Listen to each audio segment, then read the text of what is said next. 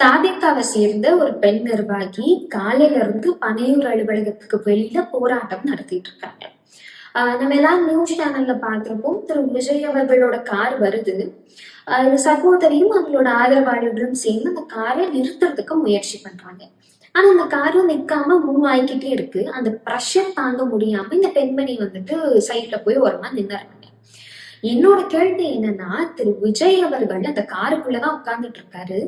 நீங்க கீழே இறங்கி வந்து பதில் சொல்லனா கூட அது பரவாயில்ல.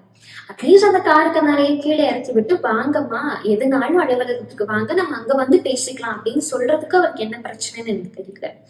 நான் நிறைய இடங்கள்ல பதிவு பண்ணியிருப்பேன், திரு விஜய் அவர்கள் ஒரு மனிதனா இருக்கக்கூட தகுதியற்றவர் அப்படின்னு. ஒரு பெண்ணுக்கு பதவி எல்லாத்தையும் கடந்து அவளுக்கு அவளோட சுயமரியாதை எப்பவுமே ரொம்ப முக்கியம். எனக்கு திராவிட முன்னேற்ற கழகம் அந்த சுயமரியாதையையும் தன்னம்பிக்கையையும் என்னோட கருத்துக்களை சுதந்திரமா பதிவு பண்ணக்கூடிய ஒரு நிலையும் கொடுத்திருக்காங்க அப்படிங்கிறதுதான். திராவிட முன்னேற்ற கழகத்துல இருக்கிறதுக்கு எனக்கு ரொம்ப சந்தோஷமா இருக்கு.